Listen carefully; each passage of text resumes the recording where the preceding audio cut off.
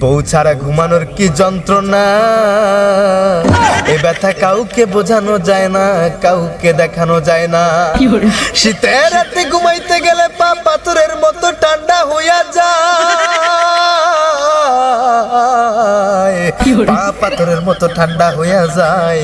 এক পা যখন আরেক পায়ের সাথে লাগে তখন স্যাত কইরা ওঠে, তখন মনে হয় যে আমারও বোধহয় একটা বউয়ের প্রয়োজন আছে। যখন ইয়া বড় বিশাল বড় একটা খাটের উপর আমি শুয়ে শুয়ে কোল বালিশকে জড়াই ধরে ঘুমাই। এই বাজানডে বাবারা, তোমরা তো এই এলাকার খুব নেতা খেতা মানুষ, খুব মাস্টার মস্তান মানুষ। একটা কথা হলো কি, আমার ছেলেটার তো ইদানিং বিয়ের সেই গেরা উঠে গেছে। মানে ওর বিয়ের ভূত আমি মাথা থেকে নামাইতে পারতেছি না।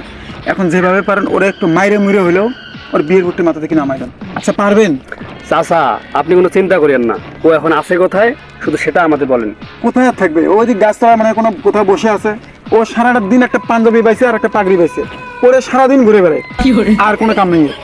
চাচা আপনি কোনো চিন্তা করেন না, আপনি নিশ্চিন্তে বাসায় যান, বিষয়টা আমি দেখতেছি। চল চলেন চলেন।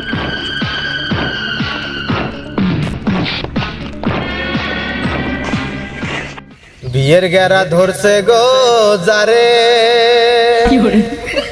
এখন আমি বিয়ে করব কারে গো,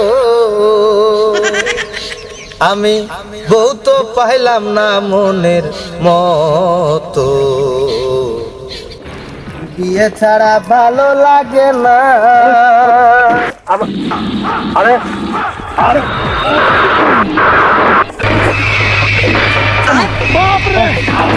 আরে আরে ভাই, আপনারা এভাবে আমাকে মারছেন কেন? তোর বিয়ের এত গেরা পাগড়ি পরে পাঞ্জাবি পরে এখানে বসে থাকিস ওখানে বসে থাকিস, সারাদিন টোটো করে বেড়াস, তোর খায়দা কোনো কাজ কাম নেই, এত গেরা তোর গেরা। আরে ভাই, এটা আমার খুশি, আমার ইচ্ছা, তাতে তোদের কাছে কি আমাকে জবাবদিহি করতে হবে? অবশ্যই করতে হবে। আর কেন করতে হবে?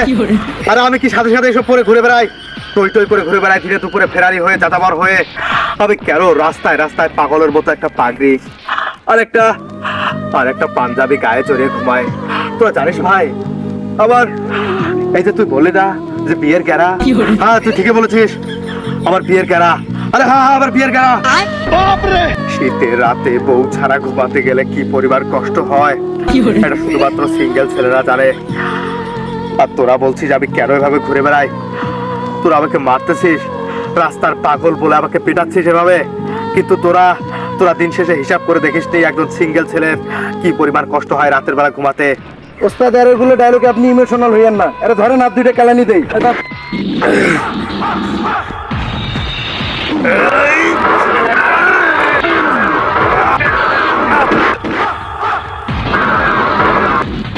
আমার বাইরা রে, ওই আমার বন্ধুগণ, ওই আমার কলিজার টুকরা ভাইরা, তোমরা আমার সাথে বসে পড়ো। তোমাদেরকে আজকে আমি দু একটা কথা শোনাবো। বাবারে, তোমরা যে তোমাকে মারতে এসেছো, আমি মার দিয়ে প্রতিশোধ নিতে চাই না, তোমাদেরকে একটু নসিহত করব। সেটা শুনে যদি তোমাদের বিবেককে জাগে যে আমাকে মারার প্রয়োজন আছে, তাহলে তোমরা আমাকে মারিও, আমিও তোমাদেরকে মারবো না, আমি কিচ্ছু বলবো না। আমার ভাইরা, আমার বন্ধুগণ, আমার ভাইরা, আমার বন্ধুগণ, বিয়ের জন্য আমি এত বেশি পাগল, এত বেশি আপসেট, এত বেশি চিন্তিত যে দিনের বেলায় পাগড়ি পরে সারা রাস্তায় টই টই করে ঘুরে বেড়াই। নিশ্চয়ই আমার বাবা তোমাদেরকে শেল্টার লাগিয়েছে আমাকে মারার জন্য। আমি বুঝতে পেরেছি, যখনই তোমরা বলেছো তোমার বিয়ের গেরা কি মাথায় উঠেছে, বিয়ের গেরা আমার ইয়ে দিয়ে বলেছো, তখন আমি বুঝে নিয়েছি যে আমার বাবার এই কাজ এটা। তখনই মনে হয়েছিল যে বাবা যেহেতু বলেছে এটা কোনো ব্যাপার না, কিন্তু আসল কাহিনী হলো বাবারে আমি কেন এমন করি। আমার এমন করার পিছনে একটাই কাহিনী, আর সেই কাহিনীটা হলো শীতের দিনে বউ ছাড়া ঘুমানোর কি কষ্ট, বউ ছাড়া ঘুমানোর কি যন্ত্রণা, এ ব্যথা কাউকে বোঝানো যায় না, কাউকে দেখানো যায় না।